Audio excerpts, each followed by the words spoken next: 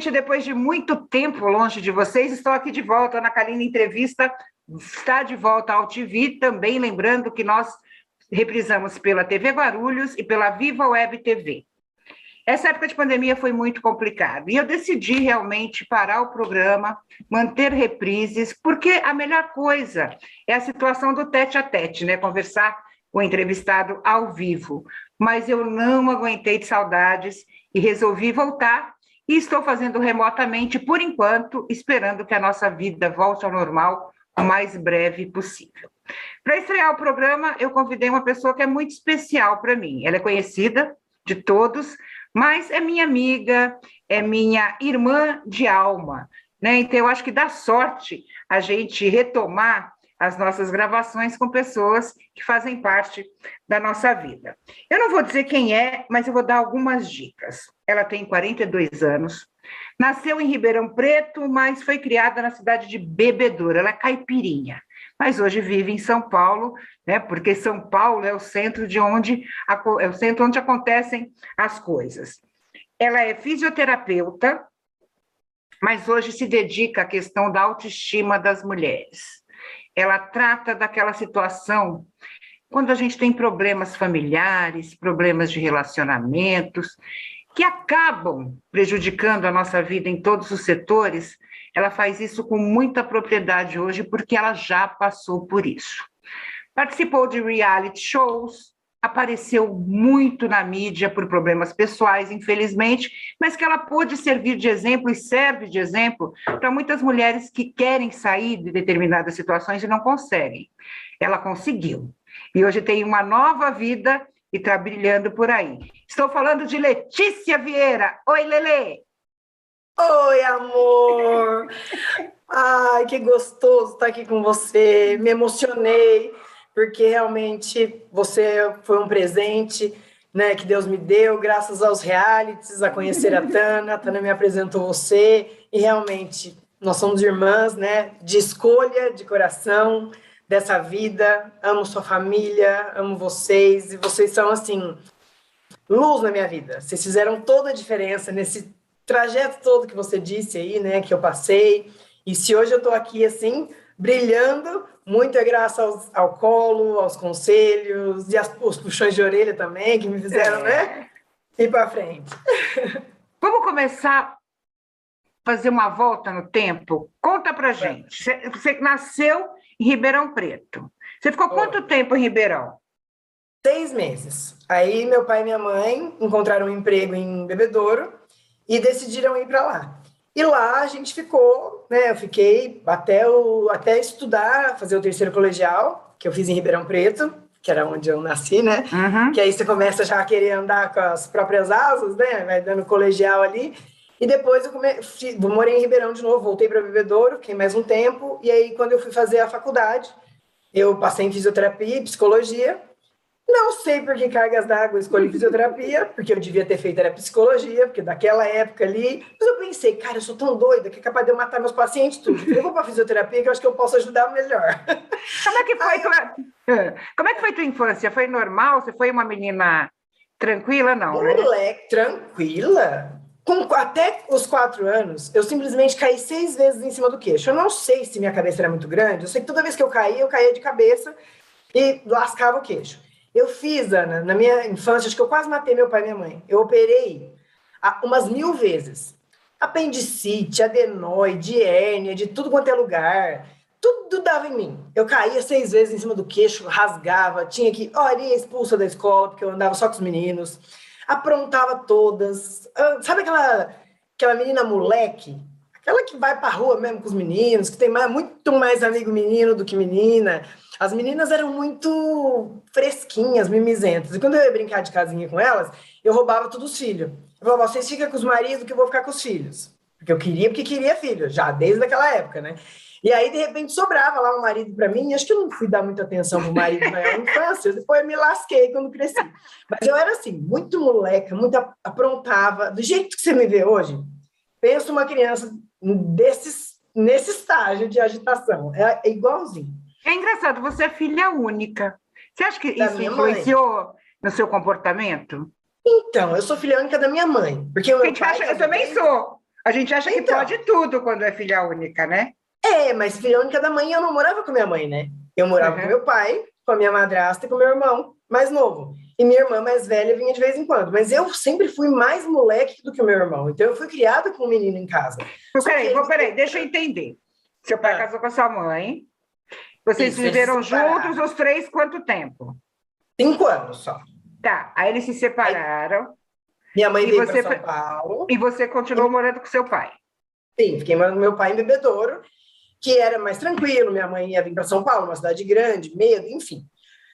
Eu fiquei lá e aí meu pai casou. Depois não morei sozinha com meu pai, né? 1 ano. Depois ele casou com a minha madrasta, que está 40 anos junto. A família dela é muito grande. Tipo, a família da minha mãe é muito pequena e do meu pai também.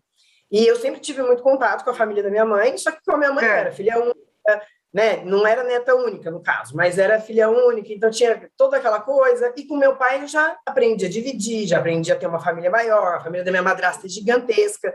Então, tipo, era aquela coisa arada, sabe? Aquela bagunçada que eu não tinha com meu pai e com a minha mãe, no caso. Então, aí, a minha irmã, eu fiquei sabendo que eu tinha uma irmã do primeiro casamento quando eu tinha uns 7 anos.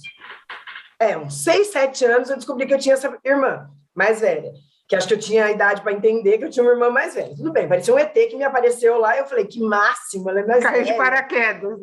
Caiu de paraquedas, mas eu achei tudo de bom. Só que aí eu ficava no pé dela, coitada, eu zucrinava ela, eu queria sair muito cedo. Aí o que aconteceu?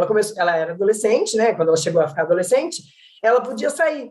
Só que eu queria sair também, né? Óbvio. E a irmã mais velha quer matar a irmã mais nova que está atrás, enchendo o saco. Amiga, o que eu atormentava? Meu pai só deixava ela sair se eu fosse. Só que aí ela e minhas primas mais velhas falavam assim para mim, tá bom, você vai na boate comigo, só que você tem que ficar no banheiro, senão o juizado de menor vai vir e vai te pegar. E eu nem ligava. Aí eu comecei a fazer amizade com as pessoas no banheiro, que entravam no banheiro. Comecei a ver que o meu negócio era conversar. Mas você nunca foi pega pelo juizado, né? Não, mentira delas, né? Elas queriam beijar na boca, se quisesse, sem eu contar pro meu pai depois. Mas isso foi porque eu acho que de lá que começou esse meu negócio com a comunicação, sabe? Assim, de fazer amizade com qualquer pessoa que me aparece. E meu pai tinha medo, porque ele falava assim, gente, uma menina tão, assim, aberta, né? Tipo, a qualquer pessoa, conhecer qualquer pessoa, ele tinha muito medo. Tanto que eu comecei a ir em festa mesmo, que aí que acontece? Aí ele falou assim, ó, enquanto você não tiver 18 anos e morar na minha casa, que sabe como que é pai, né? Eu te ensinei tudo que é certo, que é errado, mas assim, ó, festão você não vai. Sabe aquelas festas fantasia, aquelas coisas que tem em cidade universitária? Sim. Nunca deixou. Aí, quando eu fiz 18, eu estava presa num relacionamento. Sempre presa num relacionamento. Você começou a namorar com quantos anos? 14, menina. E assim, ó, olha só meu pai. Como é bom ter um pai amigo, né? Meu pai viu, o cara tinha 22 anos e eu 14. Meu pai só chegou pro cara e falou assim, o negócio é o seguinte, eu sei muito bem o que você quer com a minha filha, e, ok, eu sou homem também, até entendo. Não acho que é a hora da minha filha fazer isso, mas é o seguinte, já que eu não posso impedir, ele falou assim, eu só vou te avisar, se você traumatizar a minha filha, eu te mato, eu te esquartejo, enfim, fez um terrorismo com o moço, e o moço foi tão gente boa comigo. Ele ficou, tipo, 1 ano me ensinando passo a passo da vida, né, que ele queria. E aí, eu lá também, graças ao meu pai, que sempre foi muito aberto, muito meu amigo, fez esse favor, e eu tive um namorado, assim, muito legal, muito didático, que fez eu ser hoje super bem resolvido. O didático é ótimo. Não, mas é que eu não posso contar o didático, didático, mas era muito didático, era, tipo, didatiquíssimo. E foi, assim, muito bom para mim, porque ele fez com que fosse uma coisa legal, algo que eu pudesse gostar para o resto da minha vida. E hoje, aliás, olha só que loucura, hoje em dia, quando a gente chegar no hoje em dia, você vai ver o quão importante foi essa primeira relação minha ter sido boa. Porque hoje eu estou focando em, além de ajudar mulheres, em uma outra coisa que é bem novidade, que você vai ficar doida. E tudo graças a tudo que eu passei na vida. E eu namorei sempre, né, a vida inteira. Só namorei. Aí, para essas festas, eu ia entre um namoro e outro, aí eu ia dar uma vividinha, né? Tipo, e como é que ficou a sua relação com a sua mãe nesse tempo? Então, quando eu era pequenininha, bem logo que eles se separaram e ela veio para São Paulo, eu não queria vê-la, de jeito nenhum. Porque criança sabe como que é, né? A criança não entende porcaria nenhuma. Então, eu talvez achei que ela tivesse me abandonado, e toda vez que ela vinha, porque ela vinha direitinho quando o juiz estipulava. Há 40 anos atrás era... Mas por que você ficou com seu pai? Porque meu pai pressionou minha mãe. Porque assim, ó, o meu pai queria muito uma filha, já que a primeira filha ele não teve oportunidade de criar desde que nasceu e tal. Então, quando eu nasci, meu pai meio que não deixou minha mãe ter o instinto materno, sabe? Tipo, o filho nasce e a mulher tem que se virar. Ele queria dar banho, ele que me trocava de peito para ela me dar mamar. Eu mamei até 1 ano e 2 meses. Só que à noite, como ela começou a trabalhar, acho que quando eu tinha 1 ano e 2 meses, até isso, à noite ele chegava, ele trabalhava fora, só que à noite ele queria que ela dormisse, para ter leite e tal, e ele queria ficar comigo. Então ele ia lá, me tirava de um peito, punha no outro. Então ela podia ser mãe de dia, quando ele estivesse trabalhando. E aí, quando eu tinha 1 ano e 2 meses, ela quis voltar a trabalhar, porque minha mãe é uma mulher que sempre foi muito guerreira, muito trabalhadora, ela queria a vida profissional dela também, e pediu para o meu pai, quando ela teve a oportunidade de trabalho aqui, para ficar 1 mês comigo. Só que o menino, ele falou, ou você deixa comigo, e vem ver de vez em quando, ou você já leva já. Aí ela pensou bem, e minha mãe, graças a Deus, ela foi muito sábia. Eu e minha mãe, tipo, filha mulher é complicado, né? A tua mãe é maravilhosa, vocês são super amigas e você é amiga da sua filha, mas isso é raro. Ah, eu já tive muitos problemas de relacionamento. Hoje é maravilhoso, mas claro que tem aquela então, mas você fase sabe como é que é. do Tem aquela bicar, né? fasezinha. Dois Então, tipo, bicos acho que não minha se mãe, beijam. eu acho que Deus, o Espírito Santo, desceu na minha mãe naquele momento e falou, filha, deixa ela com o pai, que vai ser melhor, né? Tipo, você não vai dar conta, você não vai dar conta que realmente eu fui uma criança muito terrível. Então, minha mãe não teria como trabalhar e eu teria que ser criada pela minha avó. Então, melhor que eu fosse criada pelo meu pai, que ia me dar essa estrutura familiar, que foi a madrasta e tudo mais. Tive padrasto também do lado da minha mãe, foi tudo ok. Mas, tipo, eu não sei por quê, porque tem que ser. Mas foi a melhor coisa da vida, assim. E eu E tive uma você, infância mais tranquila, porque eu podia andar na rua, eu podia andar claro, de bicicleta, coisa que em São Paulo eu não poderia. Então, tipo, foi isso aí, hoje em dia também, como é isso, né? A gente nem lembra mais como é que era direito antes, porque hoje em dia a gente já entende tudo tanto, né? Mas aí eu não queria vê-la, meu pai me colocou já na psicóloga logo cedo. Não, meu pai, assim, ó, graças a Deus. Porque aí meu pai falou, não, tem que ver mãe, sim, óbvio, ela não fez nada. Me pôs na terapia, aí desde criança também. 4 anos de terapia até ficar ok. Aí ficamos ok. Eu e minha mãe sempre tivemos essa coisa de mãe e filha. Hoje também tá ótimo, perto do que era. A gente já né, se pegou no pau, mas agora, hoje em dia, também, a maturidade vai chegando, as coisas vão se ajeitando. a gente começa a entender o porquê de determinadas atitudes, né? Eu acho que isso é legal. E respeitar escolhas. Se nós Sim. queremos ter as nossas escolhas respeitadas, a gente tem que respeitar dos outros, principalmente das pessoas que a gente ama, né? E A a minha gente mãe, briga às vezes, né? sim, Falar e a assim, minha está mãe, assim, errada, tá, mas... ela fez uma escolha de repente, trabalhar, e ela foi lá e fez mesmo, sabe? Tipo, ela fez acontecer. Então, eu tenho muito orgulho da minha Ela é uma mãe, do mulher que ela fez. bem-sucedida profissionalmente. E ela foi para ser e foi. Não, tipo, mães que deixam, de repente, né, os filhos com o pai para ir, sei lá, viver a vida, ou viver outras coisas, ou casar com outra pessoa. Não, ela foi para ir atrás do objetivo dela, que era trabalhar, ser uma mulher bem-sucedida. E graças a Deus, tudo aconteceu da forma que tinha que acontecer. E eu tenho muito orgulho, muito, muito mesmo dela. E se eu sou, né, uma mulher forte também, foi da minha madrasta, da minha mãe, que sempre foram mulheres muito fortes. Então, eu tinha um pai maravilhoso, presenças femininas muito fortes. Então, graças a Deus, eu fui bem preparada, né, para viver nesse mundão aí. E você voltou a viver com a sua mãe com que idade? Eu acho que foi em 2003. Eu tentei uma vez. Ela queria, porque queria que eu estudasse no Dante Alighieri aqui com 15 anos. Aí É. tentei vir, menina. Quando eu cheguei aqui, que eu vi aquele colégio daquele tamanho, que eu vi esse monte de rua, que eu vi essas coisas esquisitas, eu fui um dia, comprei o uniforme, né? No dia seguinte, falei, mãe, desculpa, não consigo, bem. Eu vou ter que voltar para o meu interior. Se eu fosse sua mãe, ia te matar. Você sabe quanto custa um Dante Alighieri? E sabe quantos anos ela ficou para conseguir o Dante Alighieri para mim? Mais de 8 anos na fila para conseguir. E aí ela trouxe o namorado, esse namorado que eu tinha 14 anos, aí quando eu comecei a namorar com ele, trouxe ele para trabalhar, ele largou o emprego, tudo, e chegou aqui, me deu uma paura, eu falei, não dá. Eu sou caipira, eu vou voltar para o interior, e aí meu pai estava morando em Ribeirão, foi quando eu morei a segunda vez em Ribeirão para fazer o colegial. Só que aí depois, em 2003, eu já tinha um outro namorado que veio morar aqui também, e a minha mãe tinha arrumado um enrosco. Deus me livre, guarde. Por que você pode e ela não? Não, mas putz grila, nem eu nem ela podia, na verdade, né? Na verdade, ninguém podia arrumar enrosco. O povo devia, né, vibrar melhor para atrair uns trem melhor. Mas no caso, eu vim salvar minha mãe. Demorei uns 4 anos para salvar ela, do enrosco que ela estava na época, mas em glória a Deus, Deus mostrou para ela, sem eu precisar fazer muito esforço. O cara era gente boa, não como marido, mas ótimo. Na hora certa, ela percebeu e se separou, e nisso eu já tinha vindo para cá. E meu pai sempre falou para mim, é muito importante que você more com a sua mãe. Quando você ficar mais velha, porque minha mãe só tem eu, né? De filha, Sim. e só tem um irmão. Então ele falava, Letícia, você tem que ir, você tem que ficar com a sua mãe, sabe? Tipo, quando você era criança, tudo bem, mas agora você já tá bem resolvido e tal. E aí eu vim para São Paulo por causa do namorado também, né? E aí fiquei um tempo namorando, e aí eu fui gostando. E aí a gente saiu, a gente morava na Vila Nova Conceição, que Uhum. era aquele barulho, aquele tumulto, né? E aí a gente mudou aqui para Alphaville. Mas você Quando a gente... trabalhava nessa época já? Não, eu fazia faculdade de fisioterapia. Você Eu só fazia comecei a faculdade? fisioterapia em Ribeirão Preto, né? Uhum. Aí perdi o primeiro ano, por quê? Eu tinha um relacionamento abusivo, que eu acho que eles Nossa. perceberam ali no interior, eu tinha um relacionamento abusivo mesmo. Só que eles não sabiam o quão abusivo. Nem meu pai, nem Quão minha mãe. abusivo?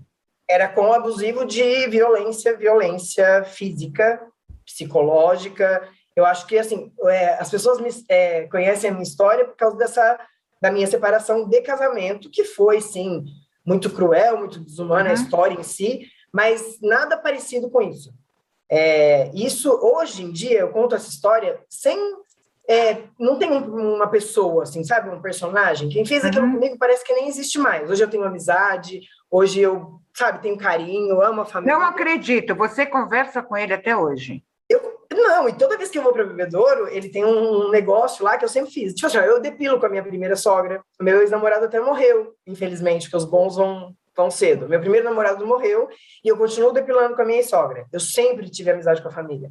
Esse segundo namorado, que foi o que me agrediu, ele era terror psicológico, ele me batia, me agredia mesmo, de violência, de eu desmaiar. Assim, desmaiar não, de eu fingir que desmaiar, e quando Para ele começava parar. aparecer estrelinha para ele parar. Porque quando ele desmaiava, ele parece que ele entrava e caía em si, e aí ele ficava preocupado e parava. Só que é da criação dele, enfim. A mãe tentou ajudar, a família tentou, mas era uma loucura. Eu não podia sair de casa, eu não podia cortar o cabelo. Era, tipo assim, uma relação horrorosa. E foi de 17 anos até 20. Ele tinha o lado bom dele, tanto que ele é uma pessoa muito boa. Hoje, que nem eu te falo, hoje eu converso com ele. Eu converso com ele desde o dia que eu terminei. Tipo assim, eu tenho, para mim, Ana, Você sempre foi assim. conseguiu terminar? Quer dizer, ele houve Então, foram essa 3 anos e quebra de 8 meses de vínculo? namoro. Ah. 3 anos e 8 meses de namoro. Um ano, ele não mostrou nada de agressão, de agressividade, porque eu morava em Ribeirão Preto, primeiro ano. Quando eu voltei para Bebedouro, por isso que eu fiquei 3 anos sem fazer faculdade, porque Uhum. ele me prendeu e de algum jeito, para meu pai não saber, porque meu pai, Mas você viveu imagina, com ele? Você morou com ele? não, eu morava na casa do meu pai e ele morava na casa dele. Só E ele que te eu prendia, assim? me prendia dentro da minha própria casa. E, tipo, enquanto ele trabalhava, eu tinha que ficar em casa. Eu podia sair com a mãe dele, por exemplo. Eu Uhum. podia ir com a mãe dele no mercado, eu podia, sei lá, mas para cortar o cabelo eu tinha que pedir autorização. E ele não era assim. No primeiro ano ele era normal, eu morava num lugar, ele morava em outro. Foi um relacionamento lindo, até eu voltar para Bebedouro. Aí ele começou com caraminhola, era ciúme, sei lá, eu o que era aquilo. Não tinha briga, eu nunca fui discutir.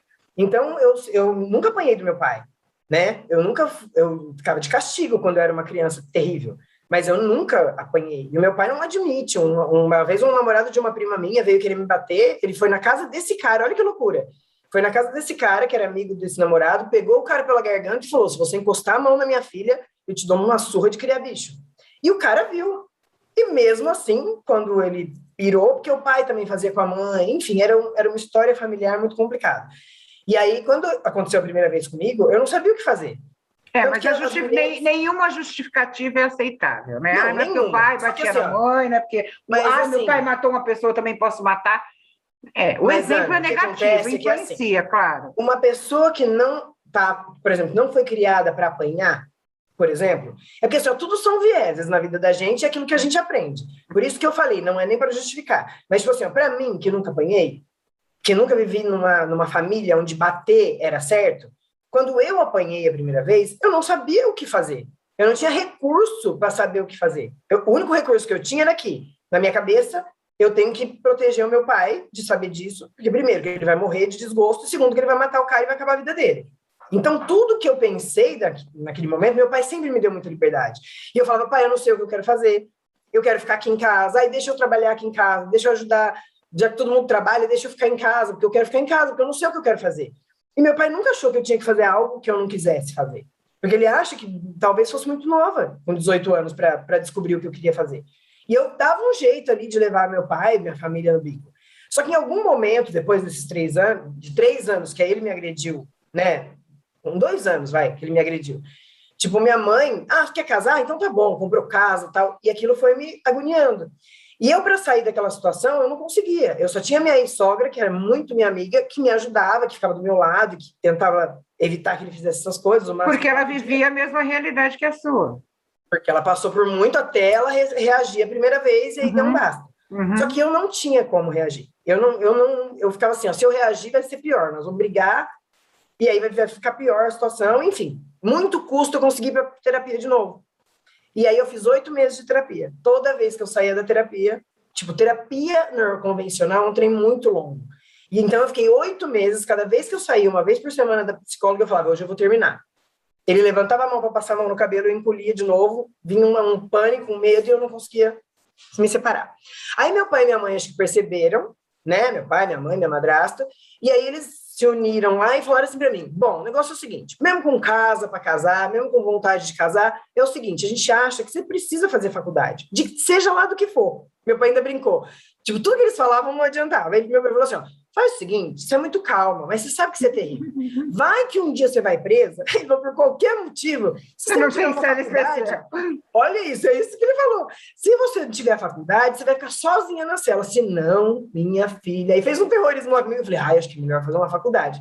Aí minha mãe chegou para mim e falou assim, olha, você não está trabalhando, você não está estudando, você não está fazendo nada para a tua vida, eu só te dou a mesada, estuda, faça o que você quiser, eu pago o estudo para você e te dou meu carro. Ela tinha me dado um carro quando eu fiz 18 anos. Ele era tão doido que ele parava de ré na garagem e lá é muita poeira. E quando ele ia me buscar, porque às vezes eu não podia sair com o carro sozinho, ele tirava o carro e olhava para ver a marca do coisa, porque ninguém podia sair com o meu carro. Nem meu pai, nem eu, ninguém.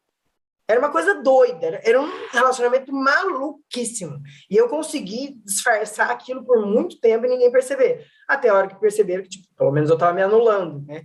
Que apanhar, eu nunca deixei ninguém saber, porque ia virar um fubazão. Eu não tinha força e tinha vergonha para também, numa cidade pequena, ir lá e dizer que eu estava sofrendo violência doméstica.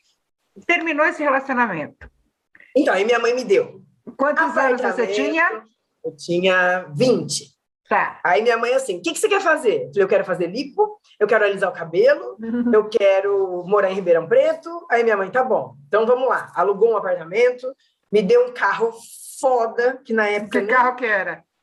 Uma BMW, coisa mais linda do mundo, preta, que era dela, ela me deu, mas tipo, eu tinha uma Paraty. Quando eu fiz 18 anos, ela me deu uma Paraty, e depois ela me deu uma BMW para eu terminar o relacionamento. Foi assim que terminou o relacionamento. Ela falou, eu te dou a BMW, eu te ponho apartamento, te dou tudo que você quiser. Cartão sem limite, cheque, nossa, vai viver. Ela falou, vai fazer qualquer faculdade. Aí eu fui lá, prestei as duas, passei nas duas, e aí, não, eu me separei. E quando eu me separei, você acredita que ele chorou? No dia que eu me separei, eu falei assim, eu prefiro morrer do que continuar aqui. Dane-se o que vai acontecer. Hoje eu vou me separar. Ainda bem que ele aceitou. Ainda bem, assim, ele aceitou, chorou, mas pediu perdão, só que era tarde. Aí foi isso que eu te falei. Naquele dia que eu terminei com ele, é assim, ó, quando eu ponho um ponto final, a pessoa ruim morreu. Só ficou a boa. E eu continuei amiga dele desde o dia que eu me separei. Eu continuei amiga da família e dele também. Então, tipo, às vezes ele bebia porque ele ficava chateado lá que a gente tinha terminado, eu ia lá e falava, vamos embora, vai. Põe ele dentro do carro, jogava ele lá na casa dele, sabe? Tipo, era amiga mesmo, acabou. O meu rancor ou a minha mágoa não dura, não existe rancor, na verdade, para mim. Então, tipo, quando eu acabo um relacionamento, acabou. E daquele momento eu me senti livre para viver. E vivi por mais 11 meses fazendo faculdade e tal, só que aí eu queria fazer academia, aí eu tinha dinheiro, estourei em falta, era ótima na faculdade, eu até gostava muito de anatomia, que ninguém gostava, eu amava, só que eu não queria, né? Eu queria viver e deixar eu viver. Falar, deixa essa menina viver, já ficou tanto presa. Aí depois eu peguei firme, aí no segundo ano de faculdade eu vim fazer aqui. Porque eu pensei, se eu continuar em Ribeirão, não dá. cidade universitária, não ia rolar. E aí, aquele pinguim delicioso. Nossa, tudo de bom, né? Tudo, as festas de interior, enfim. Aí eu comecei a namorar, aí esse namorado veio pra cá, fazer cursinho, e aí eu acabei vindo junto, ele era mais novo que eu. E nós ficamos muito tempo juntos, né? E eu morei lá na Vila Nova Conceição, como eu te falei, e aí acabou esse relacionamento também, em 2004, e aí eu já estava em Alphaville.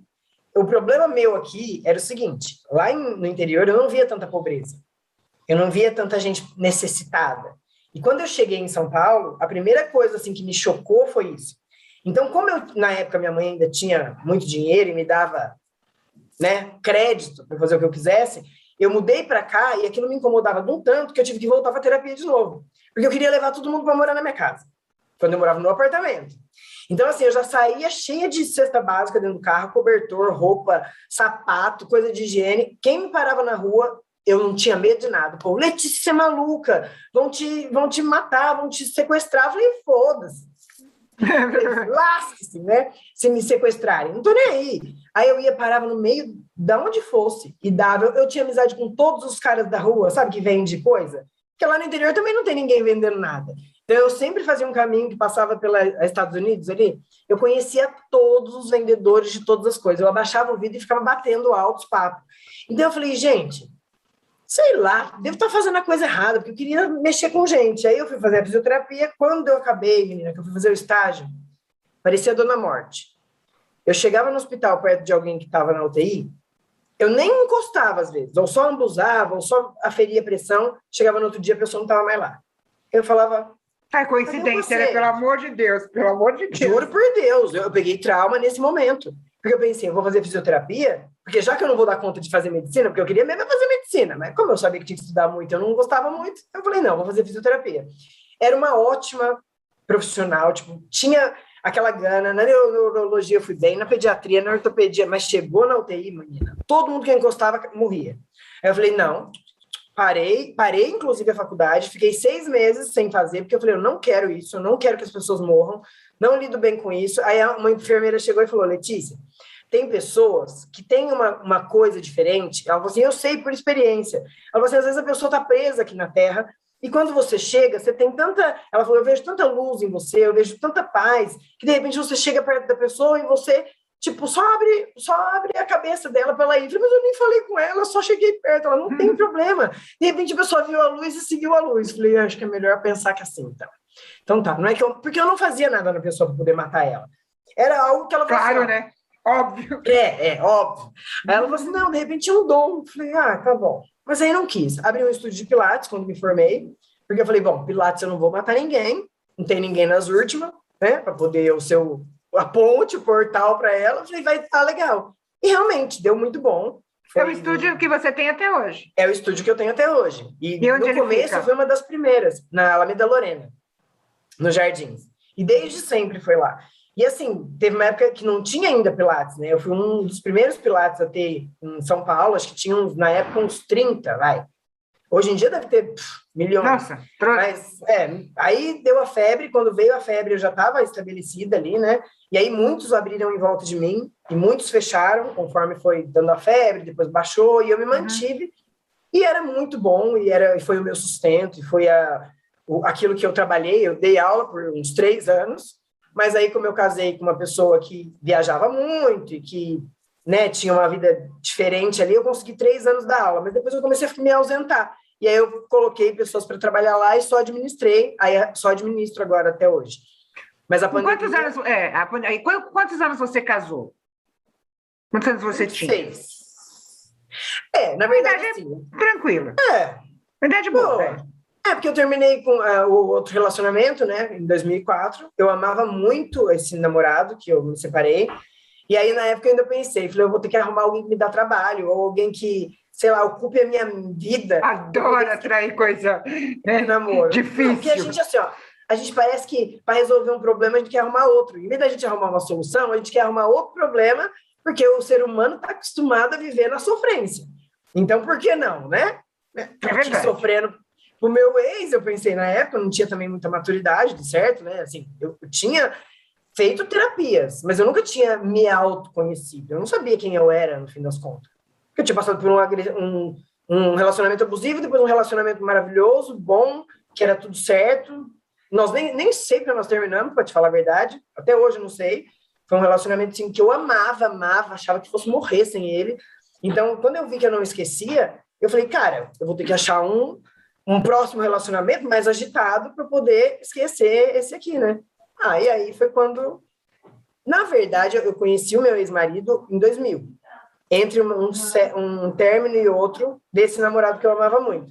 E foi a primeira pessoa, assim, que eu me relacionei por relacionar. Sabe, tipo... Ainda mais, famoso, sertanejo, eu achava uma breguice. Mas era bem legal, porque tinha uma química, tinha uma emoçãozinha. Aí foi quando, depois de 3 anos e meio, né, que é 4 anos, depois de 4 anos, eu acho, ou 3 anos e meio que eu fiquei com ele, esses 8 meses, né, só por ficar, aí eu me separei desse namorado, ele se separou, que aí depois eu fiquei sabendo que ele tinha uma esposa, 2 filhos, depois de 3 anos e tanto, que ele já tinha se passado pelo segundo casamento, aí ele veio atrás de mim e falou, olha, eu acho que é a gente, tá? Eu falei, será, mano? Eu preciso esquecer desse outro, o que eu vou arrumar? Eu falei, acho que isso aqui é emocionante, viu? Acho que dá para eu encarar. E o primeiro ano, meio que eu não gostava muito. Eu tava ali, tipo assim, vou esquecer o outro e dane-se. Então, foi no primeiro ano que eu tive problemas, né, com esse relacionamento que eu me casei. As pessoas acham que eu sempre aceitei traição, ou que eu aceitava traição, ou que traição era algo normal para mim. Não era. Eu só antes de começar esse relacionamento, eu pensei, cara, a primeira vez eu terminei, por quê? Porque ele me traiu. Tá, terminei por traição. Depois namorei outro, terminei por quê? Por agressão. Aí depois namorei mais 5 anos, eu só namorei minha vida inteira. E todos os relacionamentos acabavam por algum motivo. E aí, antes de começar esse relacionamento... Senão eles não teriam acabado. Senão não teriam acabado. E é normal que acabem. Só claro. Que eu falei assim, eu tô cansada. Sabe? Tipo, eu tô cansada de ficar começando o relacionamento. Eu fiz um negócio com Deus. Falei, Senhor, o próximo que aparecer... Um pacto. O próximo. Manda o que o senhor achar que eu aguento. O próximo que aparecer, eu vou ficar 10 anos. Seja lá o motivo que for, o problema que aparecer, eu vou lutar contra esse problema. Eu já passei os 3 problemas, eu vou tentar. Com 10 anos, Senhor. Se não der certo, eu me separo. Eu falei, e aí eu fiz minha parte com o senhor, então me manda um cara legal pra eu aguentar os 10 anos, tá? Aí mandou o bendito fruto. Aí tá, o primeiro ano deu trabalho, mas eu era muito sábia no começo, porque eu não gostava, né? Eu não tinha aquela coisa. Então eu sofri, passei, né, por 3 traições, porque era famoso, bonito, a mulherada... No primeiro ano. No primeiro ano, ele te traiu 3 vezes. Foi o primeiro ano. Primeiro ano, traiu 3 vezes. Só que eu tava meio que cagando, entendeu? Tipo, morava aqui desde o primeiro dia, mas morava um pouco aqui, um pouco lá, na casa da... Né, na casa da... E vocês moraram na verdade, você acabou ficando 15 anos com ele. Vocês moraram esses 15 anos com a sua mãe? Sim. Porque a minha mãe... Assim, a minha mãe tem... Essa casa que a gente mora é muito grande. Então, eu tenho uma casa minha. É como se fosse uma casa minha. Eu tenho uma parte separada aqui como se fosse um apartamento. Ele tem sala, quarto, 2 quartos, cozinha, tem um sótão de academia, enfim. Dava pra gente morar aqui e eu quis. Eu optei e ele também aceitou porque, como ele viajava muito, principalmente no começo, e outra, minha mãe não queria ficar longe. Então, eu ia ter que comprar 2 apartamentos. A gente pensou várias vezes nisso, em comprar apartamento no mesmo prédio, enfim. Minha mãe tem alguns problemas que não dá para ela ficar completamente sozinha, só tem uma vida. Então, não tem porquê. Não tinha porquê eu deixar uma casa desse tamanho, enfim. Optamos por morar aqui. E os custos também são menores, né? Com certeza, né? Para todos. Menos ajuda. para ela. Menos para ela, no caso. Né? Mas para mim, tipo, era bom, para ele também, enfim. E a gente viajava bastante. E aí, nesses primeiros 3 anos, acontecia isso. E como eu tinha feito meu negócio com Deus, eu falei, eu vou ser sábia. Eu vou ser diferente das outras mulheres. Eu vou buscar Deus, eu vou buscar uma outra forma. E eu não era casada, nem nada.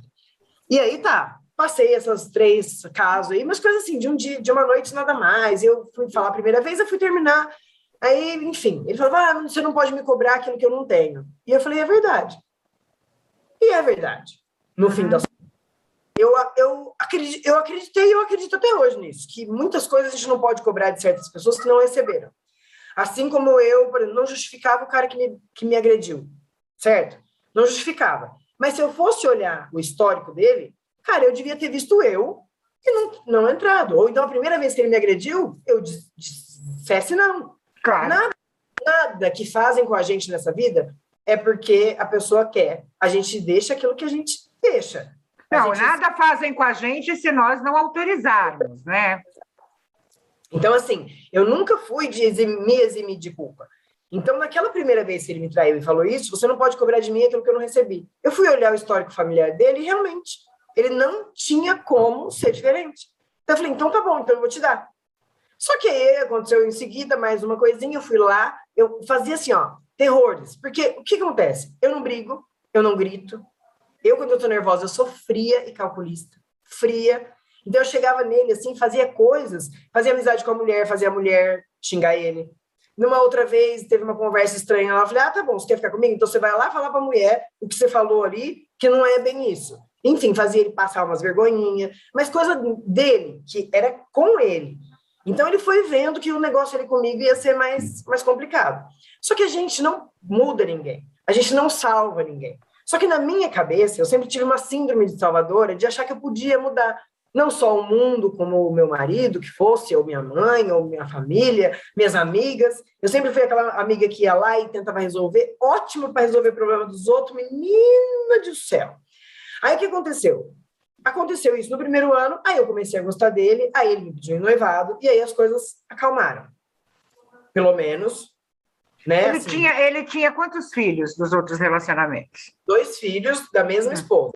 Tá. Na época, eu sempre disse que a melhor coisa dele era a ex-mulher e os filhos, porque realmente a gente conseguiu ter uma relação maravilhosa, eu e ela, assim como minha mãe e minha madrasta. Eu consegui explicar o que aconteceu comigo na família deles, no caso. Então, a gente era todo mundo junto, passava Natal junto, aqui, meu pai, minha mãe, os filhos dele, ele, eu, a ex, ou lá, enfim, todo mundo junto, era uma coisa muito boa. Tipo assim, eu gostava muito. Eu não posso falar que ele foi ruim comigo, porque ele não foi ruim comigo. Não, deu certo durante 15 anos, não é isso? E deu para mim muito certo durante 15 anos. Tipo, eu tinha tudo que eu não tive nos outros relacionamentos, inclusive esse problema. Só que assim, ó, eu via durante esse tempo todo, porque eu ia em alguns shows, eu participava da vida, eu nunca tinha visto o que era alguém famoso, né? E na época ele era famoso. Hoje as pessoas podem ficar chateadas, com raiva, ou falar alguma coisa assim, mas ele fez, sim, muito sucesso. Sim, claro. Eles tiveram uma carreira muito boa. E quando eu comecei com ele, não era aquela coisa do começo, mas era. Eles eram parados na rua, enfim. A mulherada caía de pau em cima. Porque realmente ele era bonito. Ele é um homem bonito. Ele é bonito. Passar trabalho que seja com um homem bonito. Porque se for feio, mata que é bicho. Porque o feio, no mínimo, ele tem que ser fiel, sincero, simpático para compensar, né? A falta inteligente. Aí eu brinco, tem que ser inteligente, tem que ser bem-sucedido. Aí eu falei, quando é bonito, eu pensava comigo, né? Quando é bonito, tá bom. Eu já acordo de manhã, olho para aquela coisa e falo, coisa linda, tá tudo certo. Já aproveita.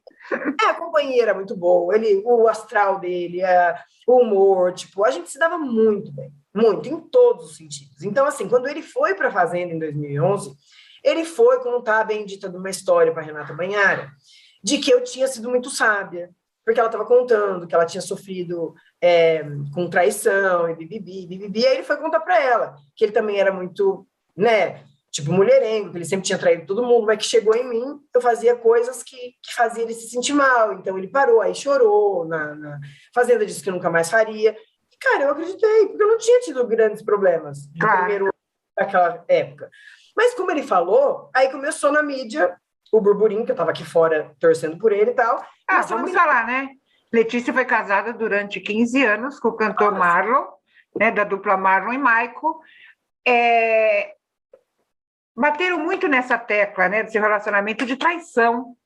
Isso não te incomodava? Por exemplo, você falou, tem coisas boas que que poderiam ter servido de exemplo, né? Mas o que ficou estigmatizado? A traição. Por isso. Porque quando ele foi para a Fazenda, ele contou essa história. E aí, o que aconteceu? Do limão, mais uma vez, do limão, eu fiz uma limonada, naquela época. Uhum. Quando ele estava lá dentro, ele estava lá dentro.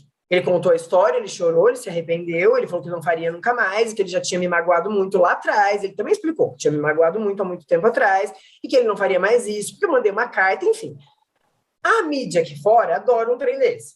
Sim. E aí começaram a me procurar. Ah, ele já te traiu, ele já traiu. Aí eu comecei a explicar que tinha me traído no começo. Ah, mas por que ele disse que você era sábia? Aí contei as histórias todas, do que tinha acontecido. E aí, pegou isso. Mas o que a gente fez na época? Eu falei, gente, ele se arrependeu.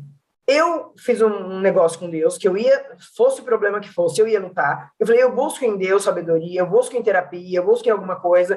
Em 2007, antes de 2011, eu fui para o processo Hoffman da Quadrinidade, que é um curso de imersão de autoconhecimento. Uhum.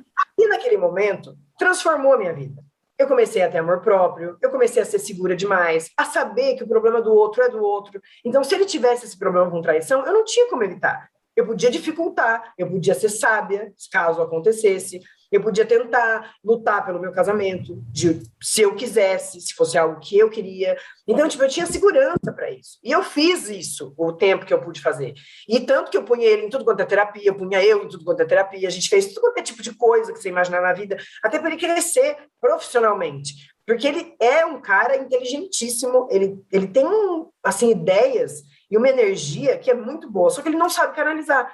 Então, tipo, Mas ele teve uma decadência, né? Assim, ele dupla, esteve né? no auge, a dupla, e Aí ele tentou, acho que carreira solo, não foi? era solo, fez um trio, ele tinha empresas, ele abria empresas, é isso que eu tô te falando, ele é muito empreendedor, ele é muito inteligente, ele é muito versátil, então ele pode fazer muitas coisas, só que como ele fazia muitas coisas ao mesmo tempo, eu não conseguia fazer nenhuma com Bem, foco. uhum. Então, não dava. Então, sempre a gente ficava capengando financeiramente. A gente, porque eu tinha o meu Pilates, era bem sucedida, minha mãe tinha a nossa estrutura aqui, e ele, talvez, por saber que tinha alguém para segurar a barra, se dava, né, ao direito de tentar várias coisas. Mas, enfim. Aí começamos aí nos programas de televisão. Sempre que ele saía da fazenda, o que era? Escola do Amor, para falar de traição. Domingo Espetacular para falar de traição. Mas para falar de traição, de superação de traição. Cadu é gentleman. Ele é engraçado, ele é lindo, ele é marrento também. A Cadu é minha, sabe? Ela já era minha antes de eu conhecer o Marco. Uma ligação que eu não sei explicar. Eles suprem bastante a minha vontade de ser mãe, sabe? Ela morre de gangrena porque ela não consegue ser perfeita nem quando ela finge. Entendeu? Porque ser boazinha com o marido só ferra. Ela acha, ela acredita mesmo que nós Ela comprometeu o jogo. Deixa ela. O The Black vem, né? Eu não fico não, porque andorinha não anda com urubu. Então, até então, eu ajudava casais, ele também. A gente fazia aqui em casa, porque a gente fazia parte de uma igreja, então a gente ajudava casais, aconselhava casais.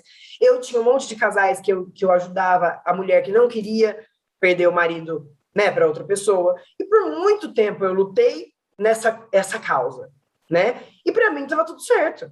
Enfim, eu não via mais coisas erradas. De vez em quando. E vocês acabaram indo para a mídia juntos, né? Fizeram o Power. A hora que a gente foi junto para a mídia, né? Ele parou com a carreira, e aí eu comecei a ficar conhecida por isso, pela história da traição, que superou, e pipipi. Tanto que a gente foi um monte de programas, e todos esses programas ele fez música, pedindo perdão. Ele falou que tinha se arrependido, que nunca mais ia fazer, que era diferente, que pipipi. E ok. É meu marido, cara, eu acreditei, eu sempre pus ele pra cima, eu sempre... Cara, se eu perdoei, eu perdoei. Eu tinha Você era feliz, né? Eu era feliz pra caramba, pra mim tava tudo bem, lógico, todo mundo tem problema. Claro. A gente passava por problema financeiro, ele tinha crises de idade, sei lá, tinha umas bobeiras, sabe, umas besteiras. Aí eu engravidei em 2016 2 vezes, e perdi as 2 vezes por aborto espontâneo. Naquele momento, eu meio que morri. Só a mulher que quer muito, deseja muito filho, sabe o que é perder um filho. E eu esperei muito tempo para ter os meus, para os deles crescer, porque eu amava demais os filhos dele. Esperava sempre ele ter uma estabilidade financeira. Chegou uma hora que eu falei, deu, não vou esperar mais. E a gente engravidou de primeira, e ok, perdi. 6 meses certinho depois que eu engravidei de novo. Mas 6 meses depois que eu perdi de novo. Então, tipo, foram 2 baques muito fortes em mim. E eu dei uma morridinha, sabe? Eu dei uma apagada. Então, aquela mulher forte que ele via, aquela mulher radiante, aquela mulher cheia das coisas, ativa e bibibi, cara, eu me permiti enfraquecer. Compreensível, né? E depois Totalmente compreensível. E depois de 10 anos de casamento, antes dessa gravidez, a gente teve uma crisezinha onde ele estava se sentindo muito humilhado, porque tudo que eu falava para ele estava humilhado. Eu falei, peraí um pouquinho. Então, se eu estou te humilhando, se eu estou te fazendo mal, espera um minutinho que eu preciso de um tempo. Fica aí que eu vou lá para casa cuidar da minha cabeça. Porque assim, se eu não quero te humilhar, mas eu estou te humilhando, tem alguma coisa errada aí. Aí eu vim para cá, fiz terapia, fiz um banheiro de guerra, que eu assisti um filme que chamava Quarto de Guerra, orei, fiquei sem falar com ele. Não por nada, fiquei sem falar com ele porque eu precisava ver se eu ia conseguir achar que eu ia fazer bem para ele e para mim e continuar o casamento, ou se não, ou se eu já estava fazendo mal para ele e ia deixar ele viver, ser feliz e dar a chance de eu ser feliz com alguém. Só que óbvio, né, que minha síndrome de salvadora falou mais alto e eu falei, eu sou forte, eu consigo, eu vou lutar pelo meu casamento, pelo meu marido, e realmente fiz isso, engravidei, perdi e morri.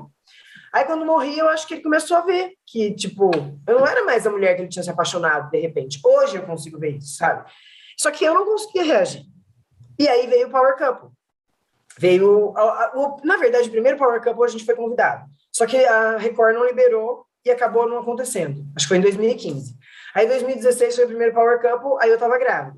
Aí não deu. Aí, em 2017, eles acharam que eu tava com um filho maior, porque a gente não espalhou pela mídia, nem que eu tinha engravidado, nem que eu tinha perdido. E aí, em 2018, veio o convite, né, oficial, tipo, e aí, vocês não tiveram filho, tal, querem vir? Aí, ele tava com 40 anos, tava meio, dizer que tava meio em crise, tava meio assim, não sei o que eu quero, não sei o que eu faço. Falei, apareceu o Power Couple, eu aceitei. Falei, querido, eu não sei. Eu tô precisando de um up, porque eu morri lá nas gestações. Falei, você tá precisando saber também... Mudar um pouco, né? De ar, conhecer novas pessoas. Um lugar desse, onde um depende do outro, porque era um reality show onde um dependia muito do outro. Eu falei, é a nossa prova de fogo, é aqui que nós vamos saber se a gente vai conseguir ou não, se a gente realmente é bom junto ou não. É a prova de fogo. E a gente foi pro Power Couple, e chegou no Power Couple, e antes do Power Couple eu falei, nós estamos muito ping-pong.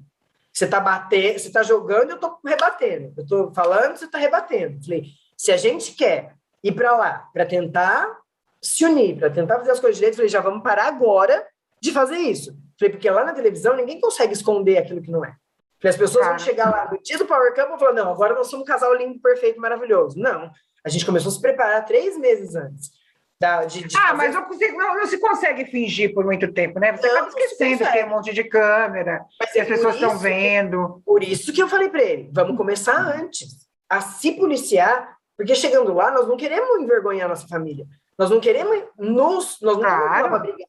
Nós estamos indo lá para ganhar o tal do dinheiro, e para isso a gente tem que se unir. Então, aqui a gente já começou a se unir. Aqui a gente começou a segurar ao falar um com o outro, a ter mais respeito. Ali a gente começou a resgatar. Eu comecei a resgatar minha autoestima, porque eu tinha que ir para lá, então eu tinha que me arrumar. Então, tudo foi ficando novo, tanto para mim quanto para ele. As coisas que a gente tinha que preparar antes para entrar lá, enfim. Menina, Power Couple foi tudo de bom. A gente chegou lá, a gente realmente viu a afinidade que a gente tinha, a gente viu o quanto que nós dois juntos éramos bons. Para nós, as pessoas podiam ver aqui com a edição qualquer outra coisa, mas a gente percebeu ali que não tinha igual, sabe? Tipo, verdade. Eu não posso dizer, tipo, hoje eu falo, cara, como ele me enganou em algumas coisas tanto tempo, porque lá no negócio, a única prova que teve com uma coisa da verdade, ele foi o único homem que passou.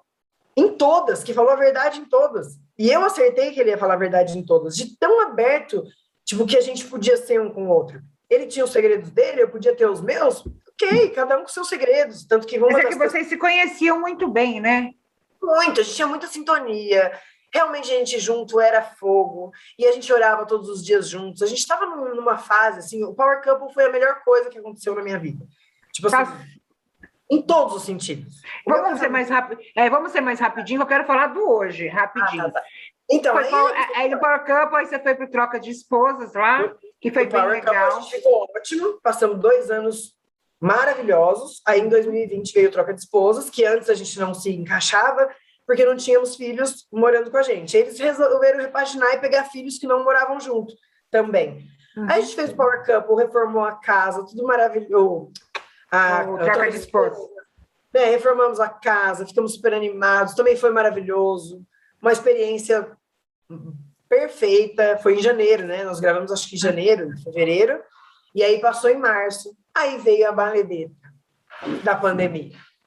Aí a pandemia ferrou com o Pilates, fiquei 8 meses parada no Pilates, ferrou com os shows, ferrou com porque ele trabalhava com direitos autorais, então as pessoas pararam de fazer show, então caiu muito também essa coisa da administração dos direitos autorais, não recebiam mais tanto por não ter música virando em show, Entendi. Então, todos tiveram que se adaptar, e nisso a gente teve que ficar preso dentro de casa, porque a gente morava com a minha mãe é grupo de risco, né, idosa, diabética, hipertensa, e vou te falar, tirando a parte do Pilates, que eu tive que ir eu comecei a ter crise de ansiedade, tive que ir no psiquiatra, e a mulher me tuchou remédio, tirando eu estar meio que dopada, né, porque eu estava muito ansiosa, o dinheiro não entrava, as coisas não aconteciam. Claro. E aí ele falou assim, então tá bom, vamos engravidar então. Não vamos protelar mais. Chega, vamos nos médicos, vamos ver por que a gente não está conseguindo engravidar todos, porque a gente tentou 2 anos engravidar sem sucesso.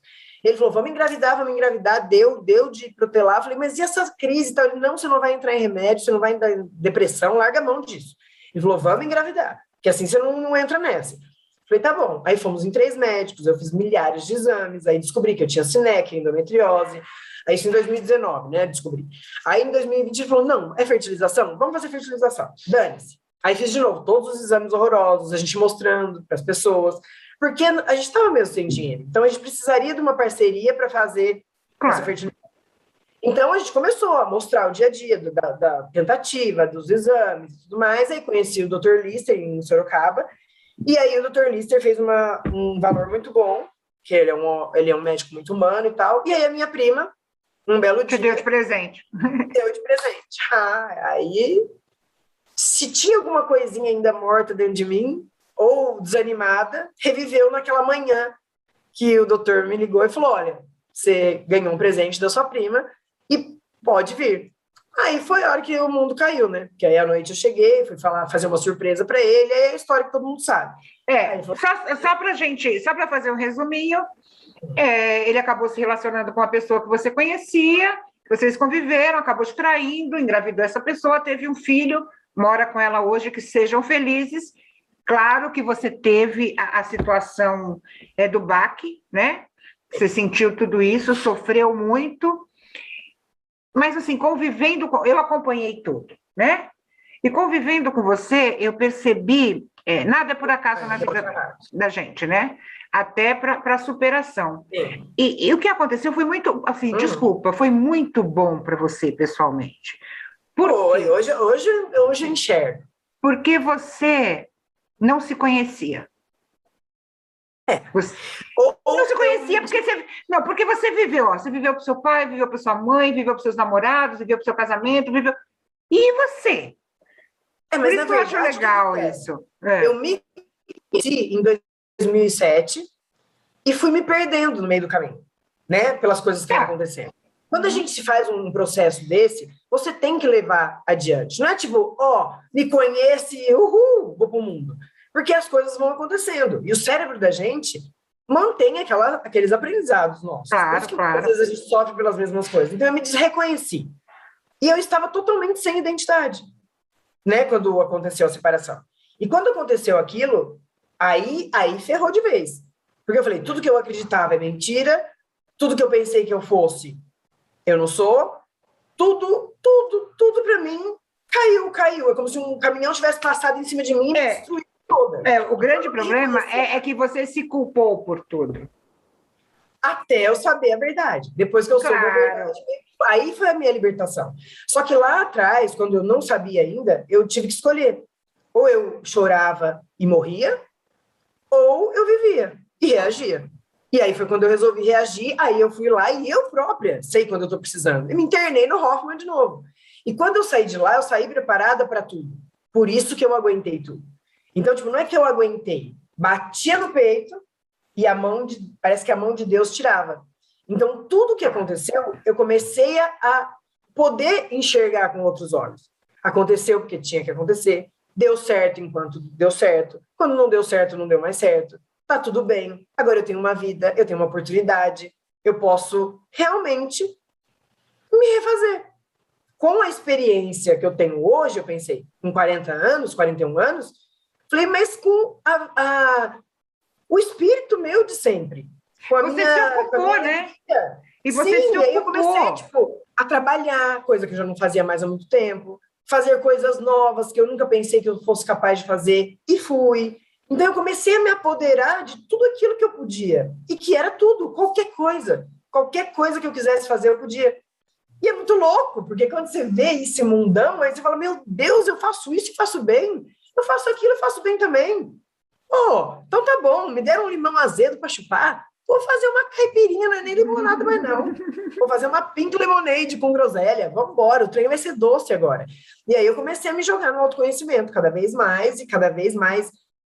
E ao máximo que eu podia. E o que me deu muita força? Falei, cara, um dia eu apanhei, passei por um relacionamento abusivo, e o que eu fiz? Fiquei quieta. Quando aconteceu aquilo, eu falei, quer saber? Falei, vai ser missão de vida. Eu não fui voz um dia porque eu não tinha voz. Você jogou agora tudo para fora, né? Aí eu falei, agora eu tenho voz, e agora eu vou ser voz. Não para prejudicar ninguém, mas para ajudar, para mostrar que se eu posso, as pessoas também podem. Quando eu expus, eu não sabia o que ia ser da minha vida, se eu ia conseguir ou não. Mas eu pus isso como meta. Eu falei, eu vou conseguir para mostrar que todo mundo pode conseguir. Porque se eu provar que eu consigo, todo mundo vai conseguir. E aí eu vou ser exemplo, eu vou ser inspiração. E outra, é uma coisa para eu me apegar. É algo para eu me fortalecer. É algo para eu dizer assim, eu posso, ninguém tem que ficar chorando coisa nenhuma. Vamos embora. Mas as pessoas não podem fazer autoconhecimento. Então, ok, vou levar para minha vida. Então, já que eu contei isso, eu vou falar sobre isso, eu vou estudar sobre isso, eu vou levar isso para as pessoas através da influência que eu podia ter a partir daí, porque foi muito falado, né? Foi muito explorada a conversa, foi muito... Tipo, eu não achei que fosse ser dessa forma. Então, eu falei, não dá para ser assim que tá me fazendo mal. Então, vamos... Tanto que até hoje tem gente que não supera, que vem ainda falar comigo como se eu... supera. Não, eu já superei. Quem não superou foram as pessoas que viram a história e não conseguem entender como é que alguém pode fazer da coisa ruim uma coisa boa. Quem vê de fora, assim, eu como sua amiga, é claro que a gente tem que aceitar todo tipo de opinião. Uns te massacraram, né? E deram... Muito pouco, não, mas assim... Não, muita gratidão. Mas assim... o ser humano é assim. Que eu aceitava a traição. Não, agora, você aceitava a traição, então você já sabia disso que ia acontecer. Foi a questão não é essa. A gente recebe 500 elogios. Mas recebe uma crítica, ela machuca muito mais do que os 500 elogios nos favorecem. Quando você está fragilizada, é isso. E eu percebia que tanto, vamos dizer assim, nas críticas, quanto nos elogios, você se posicionava da mesma forma. Isso é maravilhoso, porque é respeitar a opinião do outro. Você sempre foi muito calma. Eu, Ana Kaline, já mandava... Quantas vezes, cuida da sua vida, vai cuidar da sua vida. Faz alguma coisa. Mas é você. Eu quero te deixar claro aqui que não foi marketing, que não é a imagem da boa moça, que não é... Você é assim. Quem convive com você sabe que você é assim. E é muito legal você estar levando isso para o profissional.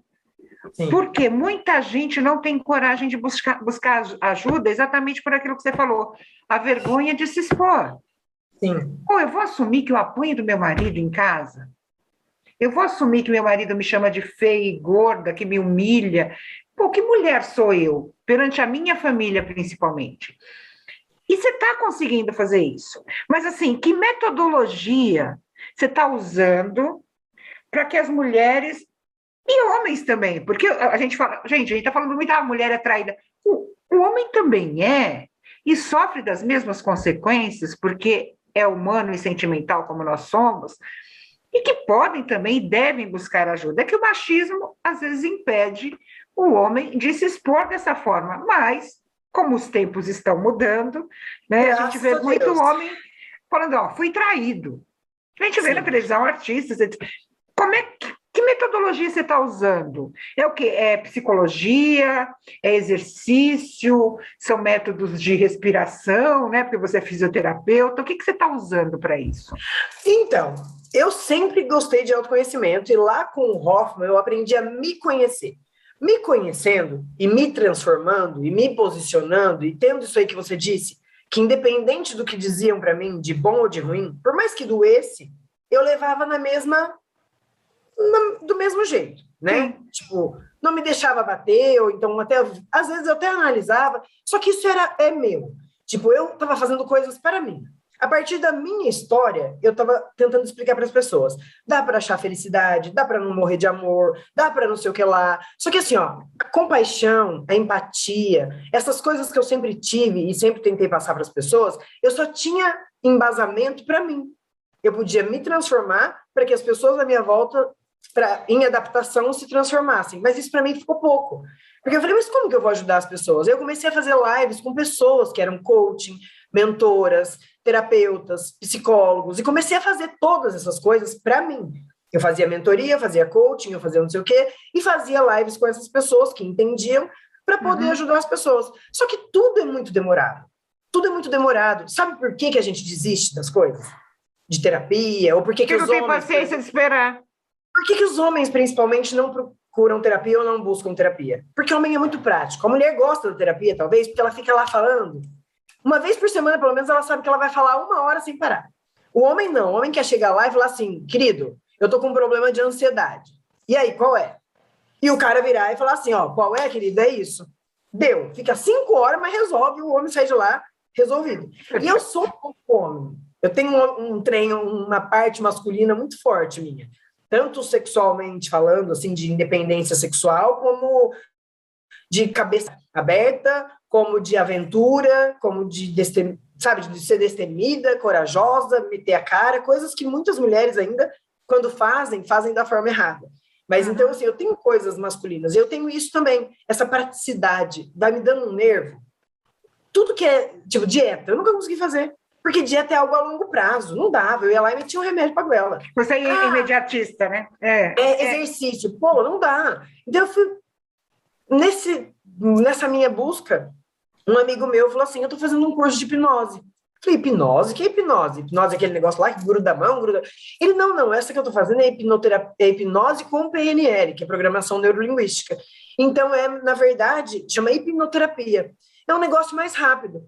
Você vai lá, descobre a origem do problema, olha para ele, sente ele pela última vez, fala, esgota o que você tem que falar sobre ele, vê tudo que ele te fez de ruim, como é que vai ser a tua vida como se ele continuar ali. Pergunta para a pessoa se ela quer mudar. Quer. Então vamos mudar isso agora. Foi a última vez que você olhou para esse problema, foi a última vez que você sentiu esse problema, bora lá. O que é hipnose? Na verdade, é um estado de relaxamento profundo, onde você fica com foco e concentração totalmente naquele assunto, que no caso a gente fala que é o problema, aquilo que está atrapalhando sua vida no momento.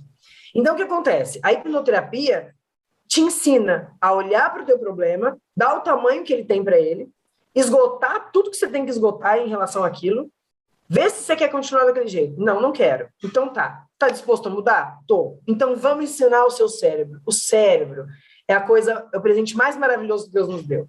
O nosso coração, ele só bombeia sangue. Porque quem sente é o cérebro. A gente fala, meu coração tá doendo. Tá nada. É o teu cérebro que tá doendo por tudo aquilo que você aprendeu na sua vida e que tá tudo certo. Você tá acostumado a viver daquele jeito. Então, a gente vai lá, entre o teu subconsciente e o teu consciente. O consciente da gente é aquele que tenta mudar, mas tem uma bateriazinha e ela acaba rápido. O nosso subconsciente é o que guarda os nossos aprendizados e faz a gente estar sempre repetindo a mesma coisa, inclusive o mesmo sofrimento, como uma defesa, né, do nosso cérebro para nos proteger, deixando a gente naquilo que a gente já conhece. Então, o que a gente faz na hipnoterapia? A gente consegue acessar o subconsciente, ultrapassar esse fator de risco que existe, que nos impede de mudar, e a gente vai lá dentro da cabeça da pessoa, pega ali aquela, tem uma cadeia sináptica aqui com outra, o medo com o avião, por exemplo.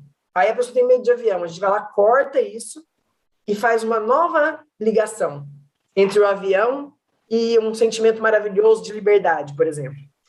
Isso é o tipo de uma reprogramação, né? É programação neurolinguística. É uma forma de ensinar o seu cérebro diferente. O teu cérebro está acostumado a ter medo de avião. Então, você vai ensinar o seu cérebro a não ter medo de avião. Quando você pensar em avião, você vai ligar algo bom. Entendi. A gente está conversando faz 1 hora. Eu tenho que encerrar o programa. Mas, assim, você está trabalhando com isso, né? Você está trabalhando com isso e tem uma novidade. para a gente encerrar, que novidade é essa? Depois a gente vai passar o contato da Letícia aí pelo Instagram, o WhatsApp dela, para quem quiser, né? Eu acho que a melhor coisa é você tratar, né, um problema seu com alguém que já teve um problema semelhante. Eu sempre falo isso. Eu até brinco com... Eu gosto de médica ginecologista, porque a médica ginecologista tem o que eu tenho. O homem eu já gosto... tem...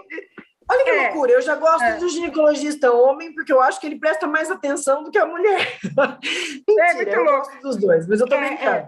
Mas é legal, sim, a gente tratar. Por isso que eu fui por esse caminho.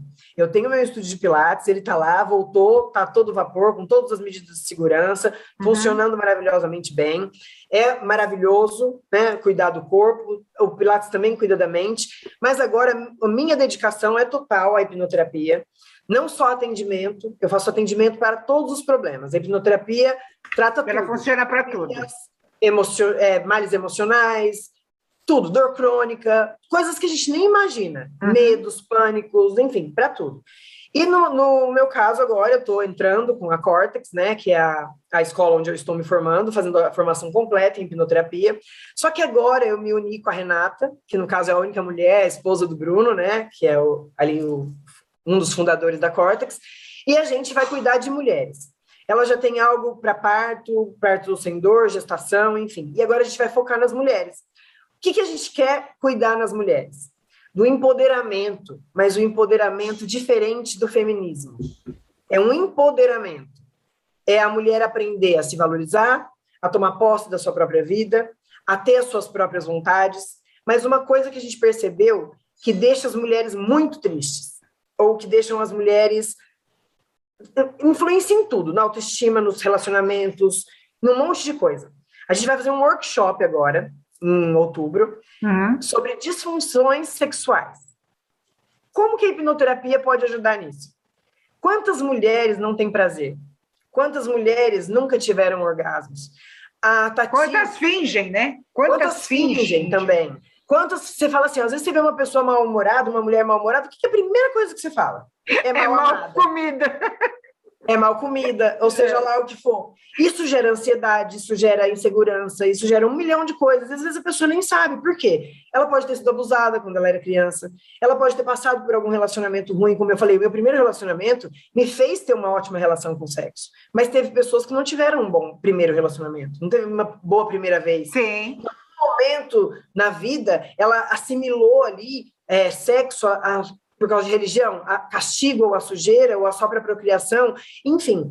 A Tati começou a despertar isso em mim. A gente brincou, né? Que um dia minha pomba morreu e a Tati ressuscitou com as técnicas dela. Hoje eu quero fazer isso com as mulheres também, mas eu quero que as pessoas que morreram, não só sexualmente, mas morreram para a vida. Em algum momento, por qualquer motivo que seja, morreram. Então, eu quero ajudar essas pessoas a renascerem, eu quero ajudar essas pessoas a trazerem de volta o brilho, o amor próprio, principalmente, a vontade de não viver num ofurô de merda. Sair dali e ir para um ofurô de água cristalina com pétalas de rosa e, sabe, ter direito a tudo, porque a vida é muito curta. Então, agora que eu achei essa terapia, onde é tudo muito rápido, é tudo muito simples, é só ir lá e ensinar o seu cérebro. Ah, Letícia, mas é fácil assim? Se a pessoa quiser, É fácil. Se a pessoa quiser, Difícil é a pessoa querer. Então, assim, quando a pessoa eu quero, aí eu te digo, é muito fácil. Em uma sessão, 2, no máximo, acabou. Não, você já tem uma cliente. Lelê, nosso tempo chegou ao fim. Super. Mas aí a gente vai divulgar todos os seus contatos. E eu acho que a maior lição que você deu no programa de hoje é que a superação é possível, que voltar a se amar é possível, descobrir, né, novos caminhos é possível, porque a vida é muito curta. O nosso maior presente é a nossa existência. Estar aqui é um presente.